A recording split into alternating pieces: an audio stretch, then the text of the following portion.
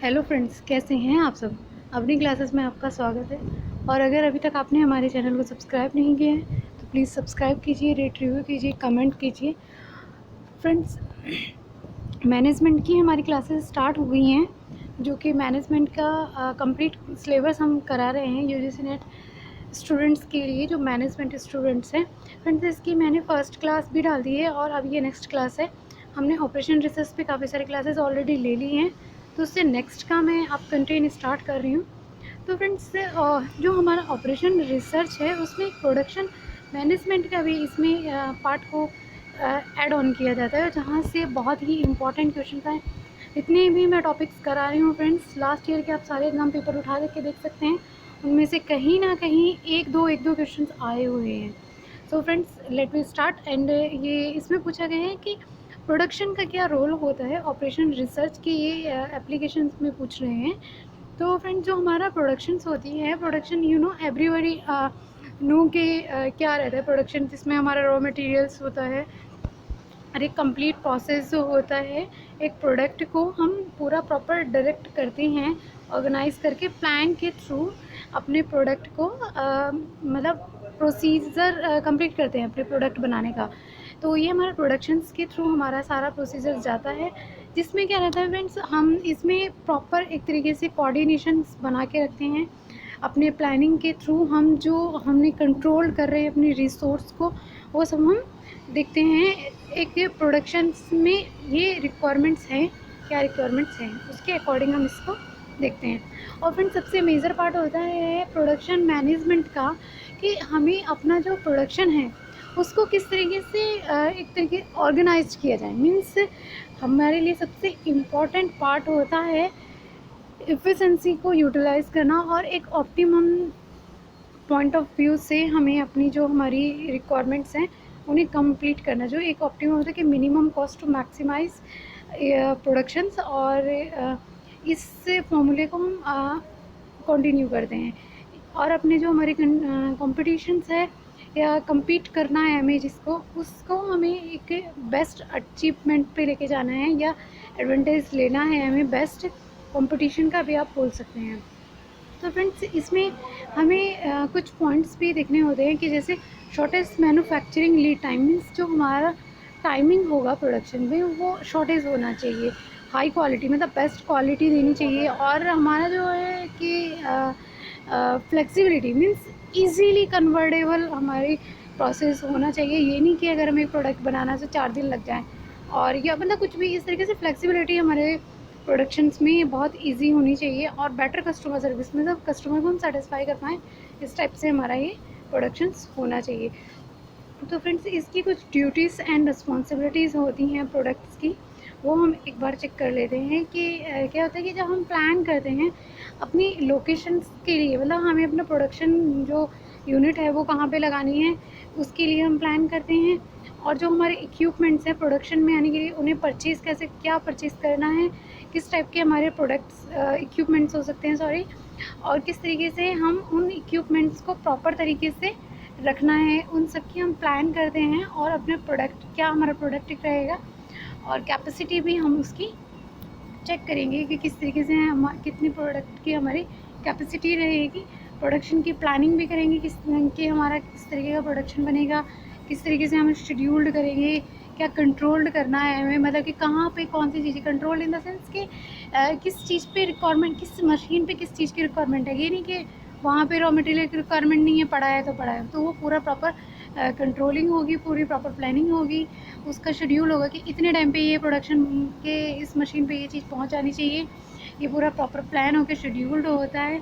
और inventory maintain करते हैं, जैसे कि हमें पता है काफ़ी सारे इन्वेंट्री मेंटेन के हमारे मेथड से उन्हें फॉलो करते हैं, कि first in out first out, ये जो हम ईफो वगैरह काफ़ी सारे हमारे मेथड्स होते हैं, एबीसी एनालिसिस, काफ़ी सारे हमारे इन्वेंट्री के मेथड्स होते हैं, उनके थ्रू हम इसको करते हैं। सप्लाई चेन, हम अपना जो अपना सप्लाई चेन मैनेजमेंट का एक पूरा प्रोसीजर्स है, प्राइमरी एंड सेकेंडरी जो प्रोसेस है उसको फॉलो करते हैं। क्वालिटी को भी देखते हैं कि बेस्ट क्वालिटी है कि नहीं है। इक्विपमेंट्स मेंटेन करने के लिए, मतलब कि हमारे जो इक्विपमेंट्स हैं वो ख़राब हो गए, तो उनको proper time to time repair maintenance मिल रही है कि नहीं। प्रोडक्शन की जो क्वालिटी है उसकी भी मॉनिटरिंग करनी है।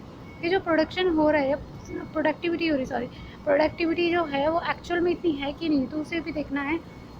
इंडस्ट्रियल रिलेशनशिप्स भी हमें अच्छे रखने हैं, हेल्थ एंड सेफ्टी भी देखनी है एवरीबडी, मतलब एम्प्लॉय की और एम्प्लॉयर के पॉइंट ऑफ व्यू से, और एक पूरा प्रॉपर बजट भी हम रेडी करते हैं। तो फ्रेंड्स ये एक प्रोसीजर होता है, इसको हम फॉलो करते हैं। ये बहुत वेरी वेरी वेरी इंपॉर्टेंट एक टॉपिक है, फैसिलिटी लोकेशन। फैसिलिटी लोकेशन से काफ़ी बार पहले भी क्वेश्चन पूछे गए हैं, और ये फ्रेंड्स से हमारा जो होता है फैसिलिटी लोकेशन हमेशा से पूछा जाता है, इसमें से एक दो क्वेश्चन हमेशा से आता है।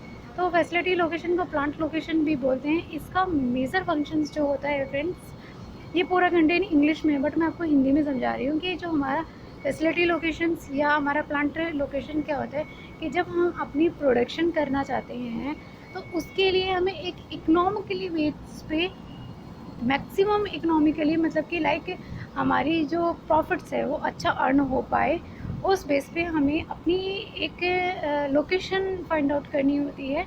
तो उसके ना कुछ प्रोसीजर्स होते हैं, कुछ स्टेप्स होती हैं, कुछ मेथड्स होते हैं, वो मैं यहाँ पे आपको डिस्कस करूँगी। तो इसमें हम देखते हैं लोकेशन लगाते टाइम पे कि हमें बेस्ट अपॉर्चुनिटी कहाँ मिल सकती है, मीन्स हमारे लिए मटेरियल इजी लेवल कहाँ से हो सकता है, लेबर कहाँ पे इजी लेवल्स हो सकती हैं, और जो भी हमारे रेंट भी एक तरीके से हम इसमें चेक करते हैं, और प्लांट की यूटिलाइजेशन हम हमारे एक्चुअल में इतनी हैवी है कि नहीं।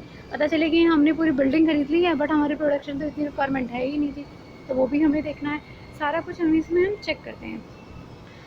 तो ये एक्चुअल में जो लोकेशंस की रिक्वायरमेंट होती है वो कब होती है, या तो फ्रेंड्स हम कोई अपना बिजनेस न्यू स्टार्टअप करना चाहते हैं तब हमारी हो सकती है, या किसी रिलीजन्स के रीज़न से हो सकती है, तो हम या लोकेलिटी मीन्स कि हमें वो लोकेलिटी सूट नहीं कर पा रही है, या एक्चुअल साइट जो थी उसकी कहीं पे रेंट पे ली हुई थी, अब हम एक्चुअल कहीं पे अपना परचेज़ करना चाहते हैं, ये हो सकता है लीज़ वगैरह को देख के कर सकते हैं। तो इसमें फ्रेंड्स दो फैक्टर्स होते हैं जो कि बहुत मेजर रोल प्ले करते हैं, एक प्राइमरी फैक्टर होता है, एक सेकेंडरी फैक्टर होता है। फ्रेंड्स ये वीडियो थोड़ी बड़ी हो सकती है बिकॉज बहुत ही इंपॉर्टेंट टॉपिक है, तो इसमें बीच में नहीं स्विच कर सकती हूँ। तो प्लीज़ मैं काफ़ी फास्ट बोलने की ट्राई कर रही हूँ कि जल्दी जल्दी आपको समझ आ जाए, बट मैं इतना फास्ट नहीं बोल सकती ना कि आपको समझ ही ना आए, तो सो प्लीज़ इसको अच्छे से देखना, और ये बहुत ही इंपॉर्टेंट वीडियो है, आप लोग इसको बहुत ध्यान से देखना। तो इसमें प्राइमरी फैक्टर होता है एक, और सेकेंडरी फैक्टर्स होता है। इसमें कुछ होते हैं रेटिंग्स, मीन्स किस टाइप से हम अपनी प्लांट को लोकेट करने में बेस्ट रेटिंग को यूज़ करते हैं। तो इसमें फ्रेंड्स 5 रेटिंग्स होती हैं जो कि बहुत ही इंपॉर्टेंट रोल प्ले करती हैं। ये मैं डीप में इसलिए नहीं पढ़ा रही हूँ कि क्योंकि रिक्वायरमेंट जितनी है मैं उसी के अकॉर्डिंग कंटेंट आपको प्रोवाइड करा रही हूँ। ये नहीं है मेरा मोटिव कि बस आपको कंटेंट पे कंटेंट प्रोवाइड करा दिया है और वो रिक्वायरमेंट है भी नहीं है उसकी। तो काफ़ी बार इसमें से पूछा गया है कि पॉइंट रेटिंग और ब्रेक इवन एनालिसिस 2-3 बार आया हुआ है, और ग्रेविटी, सेंटर ग्रेविटी, तो इसलिए मैंने सोचा कि 5 पॉइंट्स ये इंपॉर्टेंट है, तो मैं आपसे डिस्कस कर लेती हूँ। फैक्टर रेटिंग में क्या होता है, जो हमारे लैंड एंड लेबर से है प्रोडक्शंस में, उसके बेस पे हम रेटिंग करते हैं अपनी प्लांट को। मीन्स लाइक जैसे हमारा प्लांट कहीं पे लगा हुआ है, तो हमने 2 प्लांट लगाए हुए हैं ए और बी, तो हम देखेंगे किस में हमारा रॉ मटेरियल के अकॉर्डिंग आउटपुट निकल रहा है, और जो जितनी लेबर लगी है उसके अकॉर्डिंग हमें जो आउटपुट आया है वो सही है। ऐसा नहीं है कि मटेरियल वहाँ पे वेस्ट हो रहा है और लेबर वहाँ पे नहीं है, या ऐसा भी नहीं कि मटेरियल वहाँ पे है ही नहीं, शॉर्टेज में है और लेबर ही लेबर बैठी हुई है। तो हमें उसके बेस पे लेंगे कि कहाँ पे एक्चुअल में रिक्वायरमेंट कितने लेबर की और कितने मटेरियल की है। तो ये फैक्टर के बेस पे हम देखते हैं। पॉइंट में क्या रहता है, पॉइंट में हम रेटिंग करते हैं कि जैसे हम मेरे 2 प्लांट्स हैं, तो उसमें मैंने पॉइंट 1 और 2 अलॉट किया हुआ है, तो उसमें मैं ओवरऑल फैक्टर्स देखूँगी, सॉरी पॉइंट देखूँगी कि मेरा मटेरियल कॉस्ट और जो मेरी प्रॉफिट है वो एक्चुअल में हो भी रहा है या नहीं, कि मैंने जितना इनपुट किया था वो आउटपुट निकल के जो आया है वो उसकी लोकेशन को मैच कर रहा है या नहीं। मीन्स जैसे कि मैंने किसी पॉश एरिया में अपना प्लांट लगाया हुआ है और वहाँ पे उसकी डिमांड बहुत ज़्यादा है मेरे प्रोडक्ट की, तो उस एरिया में मुझे एक और प्लांट वहाँ पे लगा देना चाहिए, जो मेरे किसी अदर प्लांट एरिया में प्लांट लगा हुआ है वो मेरे लिए बेस्ट रहेगा। तो उस चीज़ को हम देखते हुए पॉइंट दे देते हैं कि नहीं, मेरा जो जिस एरिया में है, सपोज़ मेरा साउथ दिल्ली में एक लगा हुआ है, एक नॉर्थ दिल्ली में लगा, तो मैं अपने दोनों प्लांट साउथ दिल्ली में लगा लूँ तो मेरे लिए बेस्ट रिजल्ट या बेस्ट आउटपुट मिलेगा। ब्रेक इवन एनालिसिस फ्रेंड्स हमें सबको पता है ये हमारा इकोनॉमिकली बेस्ट पे होता है। मीन्स जो हमारी कॉस्ट होती है, वेरिएबल कॉस्ट, फिक्स्ड कॉस्ट और टोटल कॉस्ट, हम कंसीडर करके इसमें इकोनॉमिकली प्रॉफिट को देखते हैं कि एक्चुअल में इतना प्रॉफिट्स हमारा हुआ है कि नहीं, इसमें कॉस्ट को कंसीडर किया जाता है। फ्रेंड्स ये बहुत बार शॉर्ट में आ जाता है कि ब्रेक इवन में क्या पूछा जाता है, पॉइंट में क्या पूछा जाता है, फैक्टर में क्या पूछा जाता है। क्वालिटी में फ्रेंड्स सबको पता है कि हमारी जो क्वालिटी होती है प्रोडक्ट की उस पर हमारा बेस्ड होता है।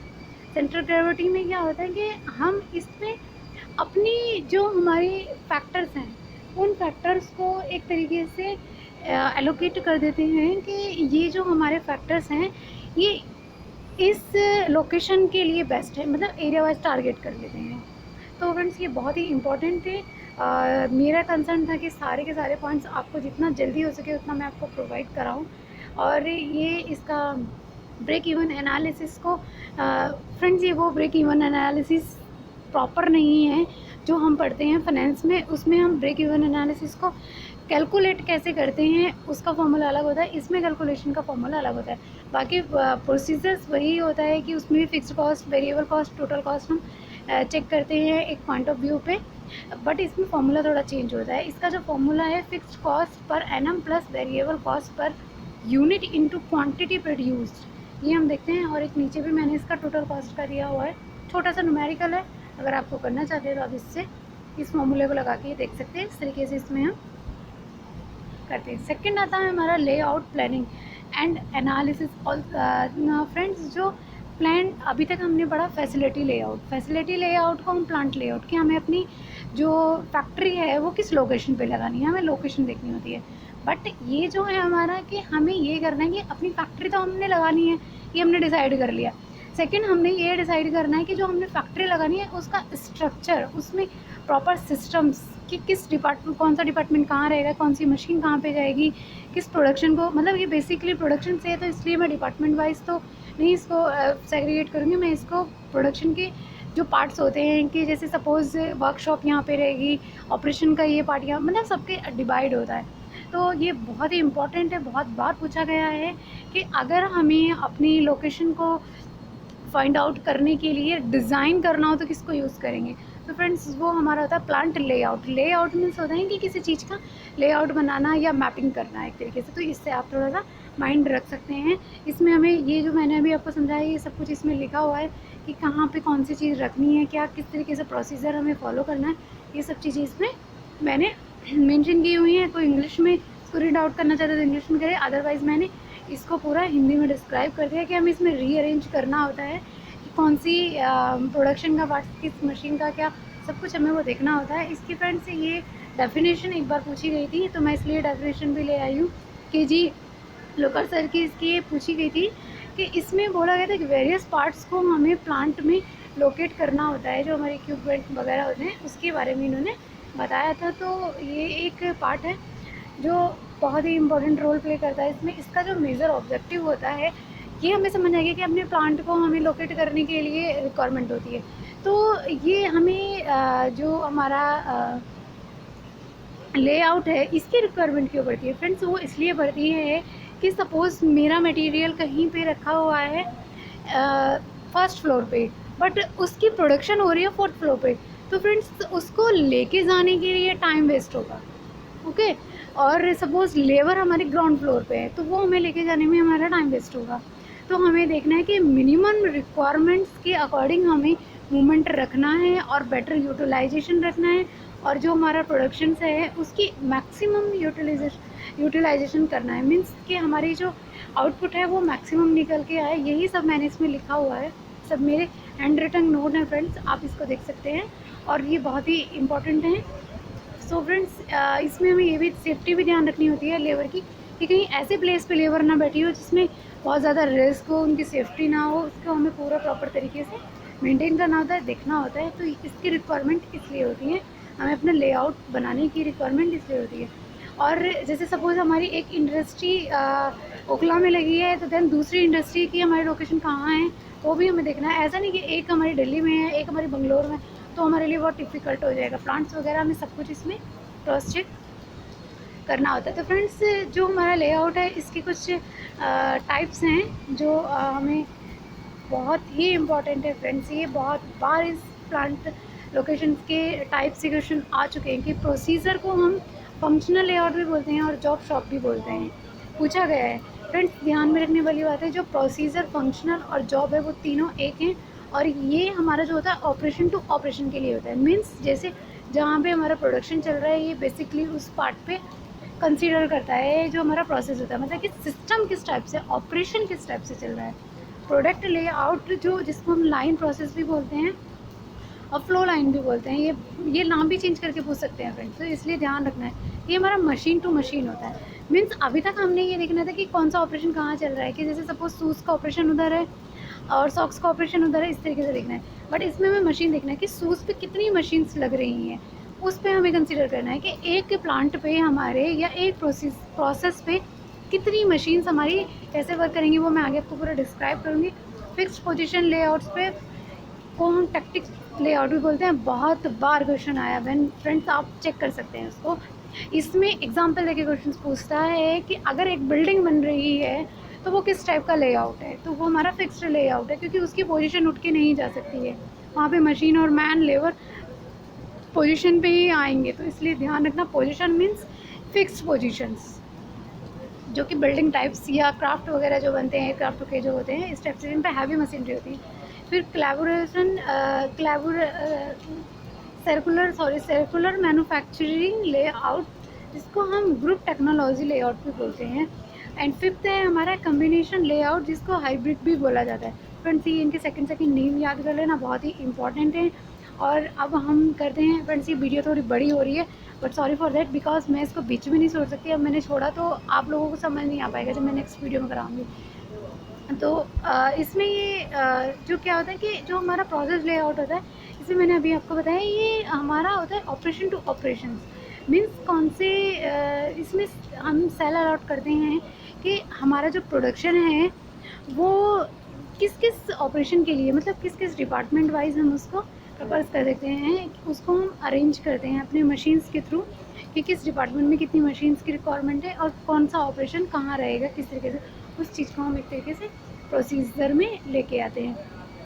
तो फ्रेंड्स इसको एक सेकेंड,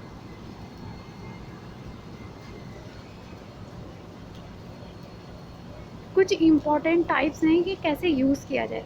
तो इसमें सबसे पहले हम जो यूज़ करते हैं कि हम देखते हैं कि जो हमारा ओपन एरिया है वो कहाँ रिक्वायरमेंट है, एंड उसके अकॉर्डिंग हम अपनी जो फर्नीचर है उसके अकॉर्डिंग हम स्पेसिफाई करते हैं। सेकंड में हम देखते हैं कि एक्चुअल में नीड्स ऑफ कस्टमर है, कि जैसे पीक एरिया होता है, विंटर्स होते हैं, उसमें ब्लैंकेट की रिक्वायरमेंट है, तो वो कस्टमर के अकॉर्डिंग है, या कितने टाइप के ब्लैंकेट्स हो सकते हैं, कब वो रिक्वायरमेंट्स है, तो उसके बेस पे मशीनरी को रखना एक तरीके से देखा जाता है। ये ऑपरेशन टू ऑपरेशन होता है, मैंने आपको पहले बता दिया है। तो फ्रेंड्स ये कस्टमर की रिक्वायरमेंट पे टोटली एक तरीके से बेस्ड होता है। ये रेगुलरली भी हो सकता है और एक तरीके से नहीं भी हो सकता है। ये असम्बली किया जाता है कि किस तरीके की रिक्वायरमेंट्स है, उसके बेस पे मशीन्स वगैरह ये सब चीज़ें आती हैं।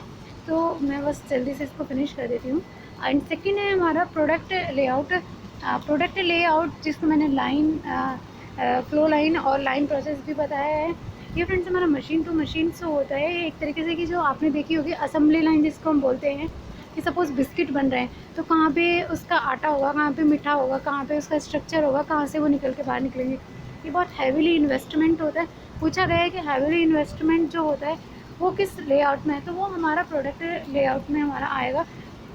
तो इसमें हमें बहुत ही ध्यान रखना पड़ता है कि अगर हमारा प्रोडक्शन एक बार भी रुका तो हमारा बहुत लॉस हो जा सकता है। ये एक स्ट्रेट लाइन में भी हो सकता है, यू शेप में भी हो सकता है, सर्कल में से हो सकता है, या कोई एंगल कर्व वगैरह में भी हो सकता है। इसकी बहुत ही एक तरीके से रिक्वायरमेंट बहुत ही हैवी होती है, मतलब कि लेबर की इतना ज़्यादा मूवमेंट नहीं होते हैं, पर मशीन अगर एक बार भी असेंबली लाइन रुकी तो पूरा प्रोडक्शन ख़राब हो जाएगा। तो हमें बहुत ध्यान रखना पड़ता है इसमें कि हमारी किसी भी मशीन में कोई प्रॉब्लम ना आए, और प्रॉपर हम अरेंज करके उसको आगे फॉलो करते हैं। वो तो बहुत ही स्लो हो गया, सॉरी। ये टैक्टिक लाइन है, मैं आपको ऐसे ही समझा देती हूँ। जो हमारा थर्ड था स्टैटिक लाइन, ये बहुत ही लाइट आ रहा है एक्चुअली में। इसमें क्या होता है, ये हमारा सेल टू सेल होता है। Means sell in the sense कि जैसे सपोज़ आप किसी, बहुत ही लाइट आ रहा है, सॉरी फॉर दैट, प्लीज़ आप इसे ऐसे सुन लीजिए। इसमें ऐसा होता है कि जैसे सपोज़ मैं किसी डिपार्टमेंट में वर्क कर रही हूँ, मेरा डिपार्टमेंट फाइनेंस है, सेकंड का एचआर है, थर्ड का मार्केटिंग है, इस टाइप से। तो ऐसा नहीं होना चाहिए कि कोई एक ऐसा इंस्ट्रूमेंट या कोई ऐसा इक्विपमेंट जो तीनों डिपार्टमेंट में यूज़ हो रहा है। सपोज़ पंचिंग मशीन है, पंचिंग मशीन एक ही नहीं होनी चाहिए कि तीनों डिपार्टमेंट घूम रहे हैं उस मशीन के पीछे, है ना। तो पंचिंग मशीन सबकी अलग अलग हो, मतलब डिपार्टमेंट वाइज हो। अगर बहुत बड़ी ऑर्गेनाइजेशन है तो फोटोस्टेट मशीन सबकी अलग अलग हो। ऐसा नहीं कि वो 5th फ्लोर पर फोटो मशीन लगी है और सारे के सारे वही जा रहे हैं, टाइम भी वेस्ट हो रहा है एंड देन मूवमेंट बहुत ज़्यादा हो रहा है। इफिशिएंसी हम यही यूटिलाइज़ कर पा रहे हैं, यही सब इसमें लिखा है। तो सेल टू सेल रिक्वायरमेंट होती है कि किस सेल में कितनी रिक्वायरमेंट्स हैं, हमें उसको कंसीडर करना पड़ता है, वो हम चेक करते हैं। और अपनी कॉस्ट को भी हमें थोड़ा मिनिमाइज़ करना पड़ता है, क्योंकि इससे ना बहुत ज़्यादा कॉस्ट हैवी हो जाती है। इसका डिसएडवांटेज भी यही है कि मशीन को हमें प्रॉपर वर्क प्लेस पे रखना चाहिए, कि ये नहीं कि एक ही जगह कहीं पड़ी भी, चाहे उसका यूटिलाइजेशन है कि नहीं है। थर्ड फोर्थ हमारा था सर्कुलर मैन्युफैक्चरिंग लेआउट या ग्रुप लोकेशन। इसमें हम जो देखते हैं जो हमारे सेल्स हैं उसमें हमें मतलब अपनी शॉप्स प्रोसीजर्स को फॉलो करना पड़ता है। शॉप या प्रोसीजर्स जो होते हैं वो एक ही होता है, इसमें टुगेदर होके वर्कआउट करना पड़ता है। मीन्स दो डिपार्टमेंट को क्लब करके हम अपने वर्क को किस तरीके से कर रहे हैं सिंगल पार्ट में, वो हमें इसमें चेक करना होता है। देखो मैं यहाँ पे दिखाती हूँ, जैसे सेल है ये 1 2 3 4 करके मैंने सेल्स दिए हुए हैं। तो इसको एक तरीके से प्रोडक्शन के साथ में क्लब करके नहीं कर सकते, अलग अलग डिपार्टमेंट है तो अलग अलग सेल्स के थ्रू वर्क करके निकलेगा। जैसे फर्स्ट सेल में हमारा शूज़ बन रहा है तो वो बाहर निकलेंगे, थर्ड में सॉक्स बन रहे हैं, फोर्थ में कुछ और बन रहे हैं, तो ये सेल्स वाइज अलग अलग तरीके से एलोकेट कर दिया जाता है। इससे वर्क हैंडलिंग बहुत ईजी हो जाती है, प्रोसीजर्स भी बहुत अच्छा हो जाता है कि इस सब चीज़ें इसमें चेक की जाती हैं। और फोर्थ आया हमारा कंबाइनेशन या हाइब्रिड्स भी पूछा गया है। तो फ्रेंड्स इसमें हम प्रोसीजर लेआउट जो हमने अभी तक सारे पढ़े हैं उसको कंबाइन कर सकते हैं अपने सेल्स के थ्रू, सेंसुलर्स के थ्रू, प्रोसीजर के थ्रू, प्रोडक्ट के थ्रू, हम सारा का सारा इसमें कंबाइन करके करते हैं। तो इसके लिए हमें बहुत ही अच्छा रिजल्ट भी मिल जाता है बहुत बार, कि इकोनॉमिकली हैंडल करने में ईजी होता है, इफेक्टिवली हो जाता है, इम्प्रूविंग होती है, अवॉइडिंग्स जो हमारा बॉटनेक मॉडल, बॉटनेक मीन्स बहुत ज़्यादा टाइट शेड्यूल नहीं रहता, रूल रेगुलेशन बहुत ज़्यादा नहीं है, बेटर सुपरविज़न होता है, प्रोवाइडिंग यूटिलाइजेशन लोकल लोकेशन होती है। मतलब बेसिकली यही है कि इसकी बेस्ट वो दिखाया जाता है। फ्रेंड्स ये कुछ लेवल्स हैं, ये मैं नेक्स्ट क्लास में पढ़ाऊँगी। Thank you so much.